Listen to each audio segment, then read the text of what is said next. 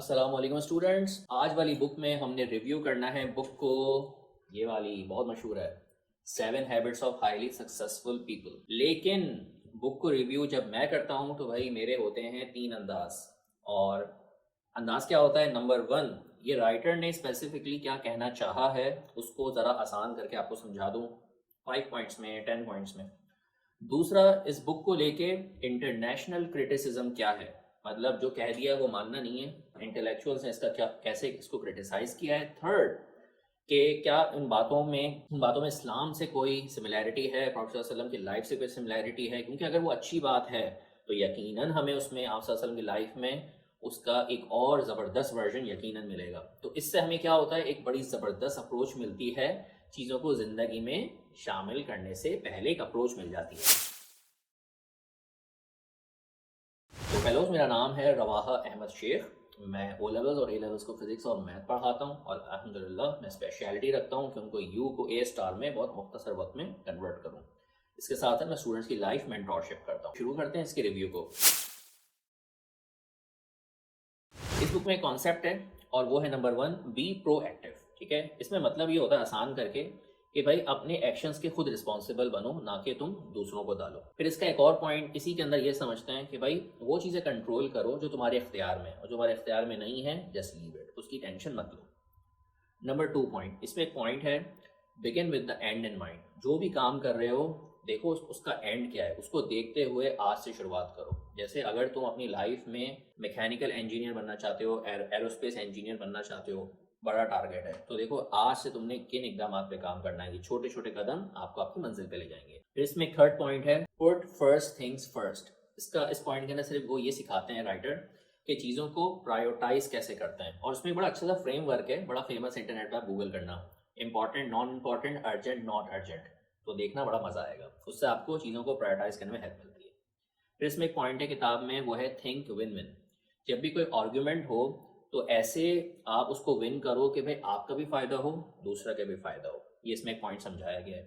پھر اس کتاب میں ایک اور پوائنٹ ہے، وہ یہ ہے کہ بھائی پہلے سنو سمجھو پھر رسپونڈ کرو، اس سے بہت ساری نیگوسیشن اسکلز میں ہیلپ ملتی ہے۔ پھر جو ہے اس میں ایک پوائنٹ سمجھایا گیا ہے بک میں، سینرجائز۔ ٹھیک ہے، اس میں اپنے امپیکٹ کو لانے کے لیے، اپنے کام کو زبردست کرنے کے لیے آپ کو کی پارٹنرشپس کی ضرورت ہے، تو سینرجائز میں یہ چیز سمجھاتے ہیں۔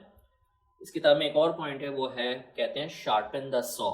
مطلب اس میں یہ ہے کہ آپ کے پاس جو بھی اسکل ہے، جو بھی صلاحیت ہے، آپ اس کو مستقل امپروو کرتے جاؤ، اس کو شارپ کرتے جاؤ، چھوٹی چھوٹی امپروومنٹس کرتے جاؤ گے، وہ ایکومولیٹ ہو کے over the period of 10 years 15 years آپ اس انڈسٹری کے پیک پہ ہوگے۔ پھر اس میں ایک اور چیز بتائی گئی ہے بک میں، وہ ہے بیلنسنگ رولز، یعنی کہ آپ اپنی لائف میں کہیں بیٹے ہو، کہیں اسٹوڈنٹ ہو، کہیں ٹیچر ہو، تو آپ کے کئی رولز ہیں، اس میں جسٹس لاؤ۔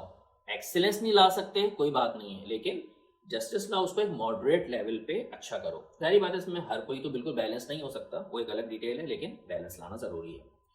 اور ایک اور اس بک میں پوائنٹ ہائی لائٹ کیا گیا ہے کہ عادت بنا لو سیلف امپروومنٹ کی۔ مطلب ہم انسان کمزور ہیں اور ہمیں ہر سیکشن میں ذہنی طور پہ یہ مان لینا ہے کہ ہمیں امپروو کرنا ہے، چاہے ہم لائف کے پیک پہ ہو، ہمیں اور امپروو کرنا ہے، اب وہ زندگی کے جتنے سیکشنز ہو۔ تو یہ تو پہلا پرسپیکٹیو تھا جناب علی جو اس بک کا تھا۔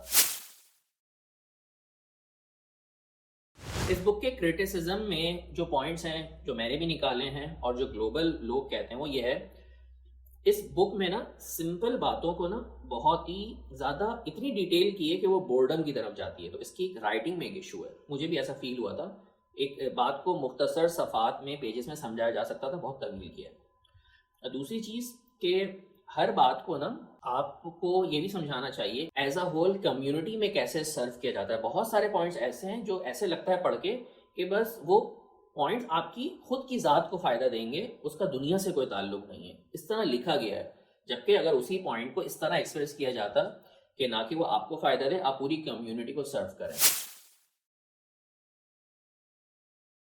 تھرڈ پوائنٹ جو ہے، جو میرا پرسپیکٹیو وہ یہ ہے کہ اسلامکلی جو ہے ان باتوں سے سملر چیزیں کیا آتی ہیں، اس کو ذرا دیکھ لیں۔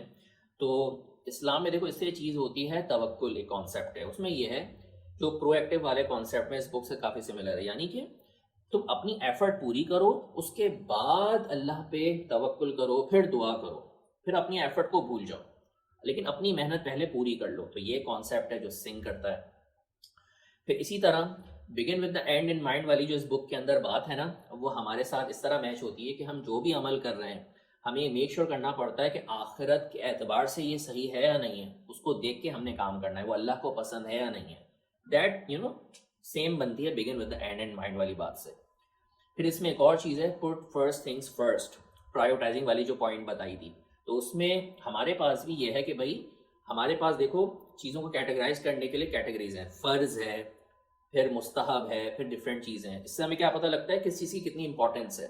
ٹھیک ہے، فار ایگزامپل اگر میری جو ہے وہ کلاس بھی چل رہی ہے، میں پڑھا رہا ہوں لیکن نماز کا وقت آ گیا ہے، تو پرائیورٹائز کیا ہے بھائی، نماز پہلے پڑھنی ہے، بریک دیں گے، کلاس کو کنٹینیو کر لیں گے.